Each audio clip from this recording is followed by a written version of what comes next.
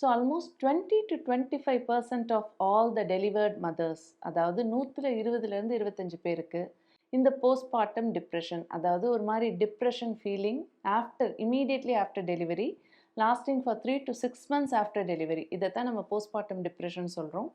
இது வந்தால் அவங்களுக்கு என்னென்ன சைன்ஸ் அண்ட் சிம்டம்ஸ் இருக்கும் அப்படின்னு பார்க்கலாம். மைல்டு கேசஸில் வந்து அவங்க வந்து ஒரு மாதிரி நெக்லெக்டடாக, ஒரு மாதிரி எந்த விதத்துலேயும் இன்ட்ரெஸ்ட் இல்லாத, ஒரு சந்தோஷமே படாமல், எதுக்கு அழுறோன்னே தெரியாமல் அடிக்கடி அழுறது, ஒரு கனெக்டே இல்லாமல், குழந்தைகிட்ட ஒரு பாண்டிங்கே இல்லாமல், ஒரு மாதிரி டிஸ்கனெக்டடாகவே இருப்பாங்க. இது mild form of postmortem depression. Severe கேசஸில் சூசைடல் தாட்ஸ் வரும், அம்மாவுக்கு அவங்களையே பிடிக்காது, இரிட்டபிளாக இருப்பாங்க, கோவப்படுவாங்க, கத்துவாங்க. இல்லை எக்ஸ்ட்ரீம்லி சிவியர் கேசஸில் ரொம்ப அமைதியாகிடுவாங்க. அது ரொம்ப ரொம்ப டேஞ்சரஸ். ஏன்னா அவங்க என்ன நினைக்கிறாங்க, அவங்க என்ன எமோஷன்ஸில் சஃபர் பண்ணுறாங்கன்றது யாருக்குமே தெரியாமல் போயிடும். அவங்க அமைதியாக இருக்காங்கன்னா ரொம்ப கேர்ஃபுல்லாக இருக்கணும். ஏன்னா செல்ஃப் ஹார்ம் அதுக்கு அவங்க யோசிச்சுட்டு இருப்பாங்க. சூசைடல் தாட்ஸ் நிறைய வந்துட்டுருக்கும்.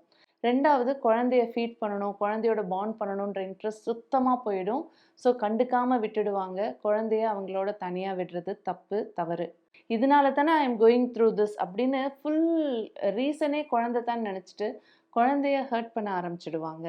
ஸோ இதெல்லாம் severe form of depressions.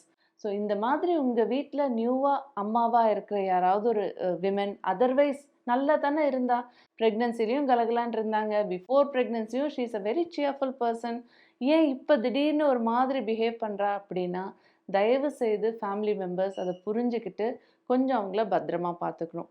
Postmortem depression மட்டும் எங்ககிட்ட வரப்போ நாங்கள் அந்த விமனை அட்ரஸ் பண்ணுறதை விட ஸ்பௌசஸ், ஹஸ்பண்ட் கிட்டேயும் கூட இருக்கிற எக்ஸ்டெண்டட் ஃபேமிலி மெம்பர்ஸ் கிட்டேயும் தான் நிறைய பேசுவோம். ஏன்னா அவங்களுக்கு தான் நிறைய கவுன்சிலிங் தேவை.